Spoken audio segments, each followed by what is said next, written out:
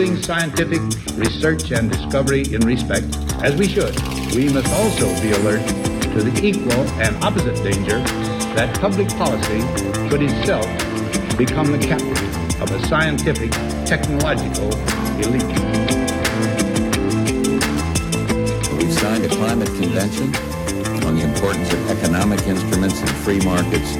Were included in this mammoth Agenda 21 document and the Rio Declaration. Let me be clear on one fundamental point. The United States fully intends to be the world's preeminent leader in protecting the global environment.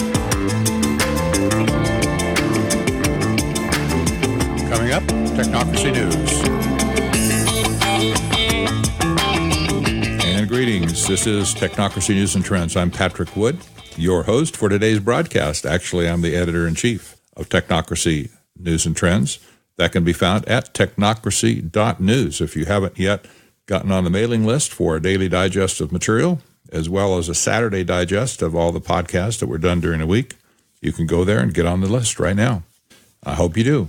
Technocracy is rolling on in America and around the world. We're tracking technocracy like no other. In fact, Technocracy News and Trends is the only website on the internet to studying historic and modern technocracy around the world. Today's study is going to be mostly about privacy again. It's just the stories just keep coming and from different angles as well. It's very useful.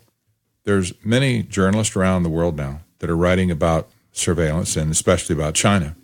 China is a good reason to be creeped out. This is happening in Europe and around the world, even in South America and Africa. People are getting creeped out by what China is doing with this total surveillance model of oppression. And so the Guardian newspaper now has published a feature article that asks the question, is China-style surveillance coming to the West? For readers of Technocracy News and Trends, you know that the answer is yes. But he writes a very convincing article that, yes, China is over the top, and they are starting to export their surveillance to other nations. We also know that's true because we've been following that. Just recently, there was a story from Australia, which is a Western nation. The city leaders went to China to actually observe how the system works. And they came back and said, that's the best thing we've seen in a while, so let's do it in our city. And they're doing it. So this doesn't have to be a national implementation, you understand. This can be even down to the city level where these systems are implemented. And if one city does it, it doesn't mean all cities are going to do it immediately. But I'll tell you what, they have a beachhead now in Australia. And you know that the Chinese marketers and salesmen are going to be going around to other cities as well, saying, why don't you follow suit with that other city over there and do the same thing and get in the modern times here, get caught up. Well, that's one article to read from The Guardian. Is China-style surveillance coming to the West? I'm glad to see more journalists are speaking about this openly. Of course, they're still not, unfortunately, identifying it as part of the technocracy movement, but I believe that they will in time. It's important also to note the pushback on the Internet of Things as it gets larger and larger and more devices get connected. People intuitively have a problem with security and privacy. And a great article that appeared, and I posted it into Technocracy News and Trends, privacy concerns grow as IoT devices light up. This article starts out, the safety and security of Internet of Things devices remains a vexing issue for lawmakers, while a survey from the Internet Society shows that there is still some way to go before reaching widespread public acceptance of IoT connectivity. The survey, conducted in 6 countries by polling firm IPOS Mori, found that 65% of those surveyed are concerned with how connected devices collect data, while 55% do not trust those devices to protect the privacy. Meanwhile, 63% of those surveyed said that they find IoT devices, which are projected to number in the tens of billions worldwide, to be creepy. 63%. Also note the prediction here, which has been repeated many times or seen many times in like numbers, When the article says that the IoT devices will number in the tens of billions worldwide, that means there will be multiple items for every person on Earth. Yes, that's reason to think it's creepy. So 63% of the public right now has a negative bias towards the Internet of Things. The article continues, those concerns were at the forefront of a hearing last week on IoT security by the U.S. Senate Committee on Commerce, Science, and Transportation. Lawmakers and witnesses debated how to make the devices safer and more transparent for consumers and what the role of the federal government should be in legislating that. It's a dilemma for policymakers and industry leaders who must wrestle with these questions. Quote, we can't put the genie back in the bottle, close quote. Internet Society President and CEO Andrew Sullivan told Smart Cities Dive, we have invented this technology, so we're going to have to figure out how to cope with it now. We have to figure out how we're going to make this technology something that better serves the people, the consumers who are buying it. Now, I have to say that the Internet of Things, in principle, takes convenience to a new level. Sometimes it is very convenient. People that are buying home security systems that are viewable from anywhere in the world, as long as they have their smartphone with them, everything's connected to the Internet. That's very convenient. If you forgot to lock your door, why, you can simply call up your app and press the button to lock the door. It doesn't matter where you are. It could be thousands of miles away, and your door automatically locks. Same thing with turning lights on and off and setting your thermostat and doing other things that you used to only be able to do if you were there. That's very convenient. But if outside people are able to hack into the same system that you have on your smartphone, all of a sudden, they know everything about you. They can see everything that's going on in your house. They can monitor the cameras that are in your house to see who's moving around. They know when you're not home. They know when you won't be home for an extended time. So why not just take a moving truck, back it up to your garage door, open your garage door, open your locks, and empty your house? Yeah, this security issue is still a problem. And then there's a problem with official entities spying on you. That would mean all the various government actors that want to know what you're doing. So people are, they're creeped out about the Internet of Things, and they should be. Now, most people have not equated this yet with technocracy per se, but they nevertheless can feel the noose tightening around their neck. They know it's coming. The third article, and kind of the meat of the articles today, is the future of surveillance is about behaviors, not faces. Now, here's something we need to face up to. While most people are still worried about facial recognition, where systems can just identify you as you're walking down the street, they put a frame around your face and split second later, there goes Susie Smith. Or even some other type of identification like watching your gait, how you walk, how you move. They can identify you that way as well. Well, the issue anymore is not simply identification of you, so they know your name.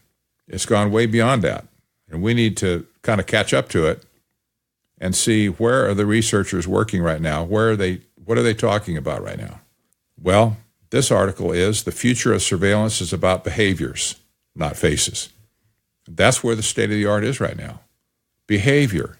In other words, when a camera first identifies you, or with the AI program behind it, of course, identifies you as you, the camera begins to study all the little subtle things about you, the movements of your face, your hands, your body language, whether you're frowning or smiling, whether you're blinking your eyes too fast or not, whether you're talking, whether you're angry. All of these things now can be done by AI, and they can even go so far as to determine your personality just by analyzing you and your movement and the way you do things. This is the goal, ultimately, of artificial intelligence. It's not simply just to surveil you so that they know who you are, but rather to surveil you to determine what is your current attitude, how does that deviate from your personality, your general personality, what are your normal behaviors, what you might be intending to do, depending on where you're located and the context that you're found. And one of the reasons that this is so important to them is for pre-crime analysis, trying to prevent crimes before it happens. So if somebody can be spotted walking down a street carrying a baseball bat and they're angry and they're walking too fast and they're walking too purposeful to be just having a stroll, well, maybe we should send out a police cruiser, find out what that guy's doing with that bat. Why is he angry and who's he going after? Well, of course, he may not be going after anybody. He might be going to a baseball game and he's late and he's mad about it. That won't stop the police from going out and picking him up. In any case, it's gone way beyond just looking at your face for the sake of who you are. Now they want to know what you are, why you are, and how you are. And those questions are being answered. China, by the way, has been way ahead of us for some time in perfecting this. This has been of concern to them before it was a concern to us over here in the good old US of A. But now it's coming back here, and not only is the government using this technology, but so are corporate business people as well. There's nothing that says, by the way, that you cannot be videotaped in public. There's no law. It says if you're walking down the street and somebody on another corner is just taking a picture, whether they're tourists or whether they're with the NSA, doesn't make any difference. If you're on a public street, you can be publicly photographed. So there's virtually no regulations on the use of this technology. In the hands of the government or people who want to control you, it's very dangerous. I want to read just a little bit out of my book, The Hard Road to World Order. This is connecting the dots here. I want you to see how the dots are connected. Page 128, Living in a Fishbowl is the name of the chapter. The problem with computer modeling of any kind, including pre-crime predictions, is that it is not even close to being 100% accurate. By the way, it never will be. This means it makes mistakes that can directly harm the lives of innocent people. This shortfall is well known within the technology world.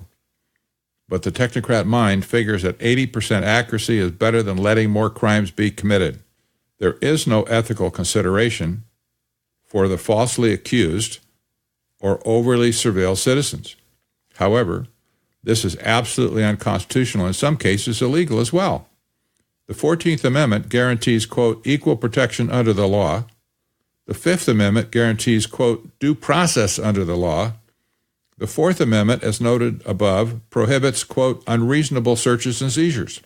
Hoovering up and analyzing all citizen data without cause or warrant in order to predict offenders would cause the founding fathers of America to roll over in their graves. Unfortunately, technocrats have no respect or regard for the U.S. Constitution or the founding fathers. The unalienable rights mentioned in the Declaration of Independence are anathema to technocrats because it elevates human sanctity and dignity above all else. Now, within that, the subtitle, Smart Cities Are Special. Smart cities raise a series of problems. First of all, the right to privacy is entirely redefined in a smart city, as they create an environment where we are no longer expected to consent to the collecting, processing, and sharing of our data, but instead, the minute we step in the streets, we're exposed to both government and corporate surveillance. And not only is there no opting out, but more likely than not, you will not even know that data about you is being collected.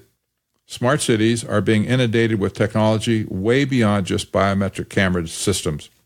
Driven by big tech, cities are adopting sensor technology that will measure every aspect of city life. Sensors are being built into light poles, street corners, bus and train stops, public service vehicles, and neighborhoods. Smart grid technology monitors all usage of electricity, natural gas, and water. Smart buildings are being retrofitted with sensors that monitor everything that happens on every floor, from person-to-person movement to elevators to air conditioning. Collectively, this adequately showcases the so-called Internet of Things, or IoT, that will come to life as 5G wireless technology is rolled out. In fact, the IoT is smart city technology. Most smart city designers have worried about the one thing that could block their implementation efforts: lack of connectivity. This risk is completely nullified with the new 5G wireless communication standard that will be fully rolled out to America by the end of 2019. 5G is far more than just a smartphone carrier. It will allow any physical device to be data integrated at speeds approaching that of fiber optic. 5G is 23 times faster than 4G technology, approaching 50 gigabits per second. However, the real breakthrough in 5G has to do with latency, or the turnaround time to initiate a transfer. With 4G, typical latency is 50 milliseconds. 5G turns the same packet around in 1 millisecond. This is an improvement of 50 times. When the IoT is fully enabled with 5G technology, the entire data feed, no matter how large, will be instantaneous. Thus, today's AI supercomputers will be able to model the entire city's activity in real time. Is there reason to be concerned? Yes. Is there reason for legislators to be involved with this to protect the citizens of their country, their state, their counties, and their cities? Yes. Are they aware, by and large, that there's even a threat? No.